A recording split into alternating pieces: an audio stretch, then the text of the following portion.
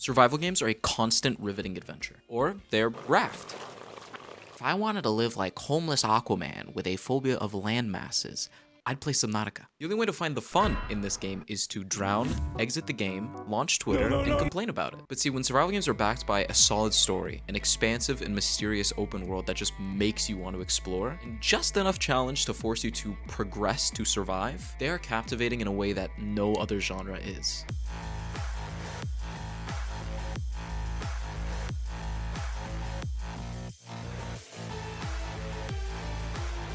See, there are tons of survival games out there, but you will never see people coming back to replay like 90% of them. And that's not because the game is inherently bad, it's just because they haven't polished a key factor in survival games: the progression.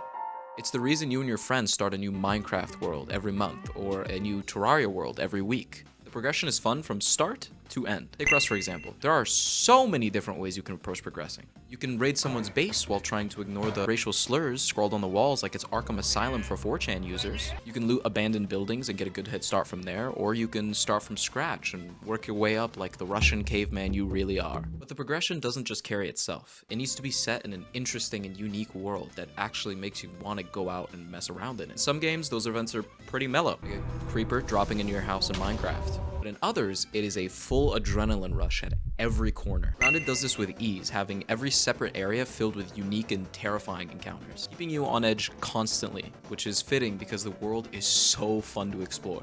Discovering secret laboratories and learning how the experiment went wrong, and then the way it fits so naturally into just your normal progression. And that's the other key to all of this, the story that is driving it all. In Valheim, it's to complete Odin's quest and prove yourself worthy of Valhalla by conquering each biome and killing the main 6 bosses. Okay, simple. In Subnautica, it's to get the hell off the planet. Cool, alright, I can do that. In the forest, it's to get your son back from a mutated human who kidnapped him after a plane crash on a remote island filled with more tribes of mutant people and a giant pit that all of my friends magically knew the name of, even though it didn't show up when I googled it. That aside, the forest is a masterpiece. It captivates you from the get-go, lays down what you're fighting for, and sets you out to figure it out by yourself. You're constantly fighting against the unforgiving island, insane cave systems that are more packed than most dungeon crawler games, and some douchebags ripping into your base like it's a Best Buy and your wall is made of 3090s. And after all of that, you remember, oh, my son was taken.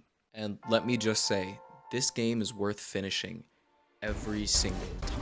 It is a cinematic, action-packed, down-to-your-last-breath fight that will never get old. You know, it does get old, though, staring at this shit for hours. Oh my god. As cool of a concept it is to be stranded out at sea, just like in the movies, there is a reason that this is when the character is most miserable. There are no surprises, other than when the next copy-pasted island is gonna appear and disappoint me again. I have never gotten sleepy as a result of playing a game, but when I'm forced into aquatic poverty, I cannot help but go, that is some cartoon shit! Now, I know the endgame has, wow, big terrarium lore, oh my goodness! But if the first 10 hours of your game are the equivalent of a static wallpaper, I'm not gonna fucking get to that! You know what I will finally get to, though? Valheim. This game is one of a kind and a blast the entire way. Now, I'm a little bit biased because I'm a sucker for the art style, but god damn, who isn't? I felt like a badass the entire way through, because who doesn't want to be a 300-pound Norseman built like Kratos if he woke up at 1 AM, ate eggshells for breakfast, and ran a dropshipping company? Beating up boars with your bare hands is cool too. The skill progression is great because everything you do from mining to swimming is improved as you do it. And unlike Shaft, there is a gorgeous world to explore with weather systems and vastly different biomes. You know what this reminds me of though? Terraria. Best segue you've ever seen. Terraria is one of a kind. It gets compared to Minecraft like way too much, probably because they're both pixelated games, but to me, it's in a completely different league. And it's probably because this game has such a strong sense of character, from the music to the art style to the gameplay itself. Like Valheim, it has a huge, vast amount of biomes, each of them completely unique to the one before them. This makes usually monotonous tasks like mining or gathering materials really fun because it's a different feeling depending on where you are. You get an even better sense of how strong this game's sense of character is when you look at something like the bosses. They're all so fucking cool and fun to fight against. This game is just jam-packed full of content. So much so that I find new items that I didn't even know existed every time I load up a new world. Probably because there are way too many items, which is not a bad thing, by the way. And now for a game that I think deserves to be on this list, regardless of whatever, Minecraft.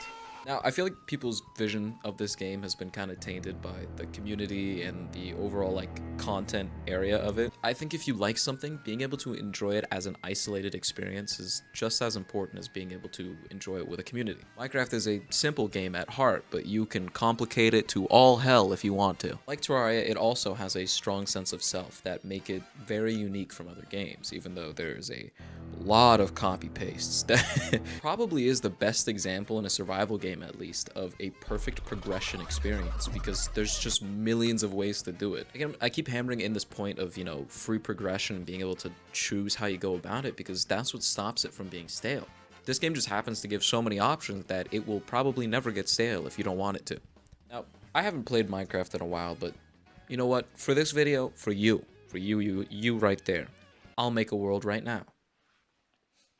Hey, we're here in the Ryan Leo Gaming Studio. Let's take a look. Wow, this is new. What?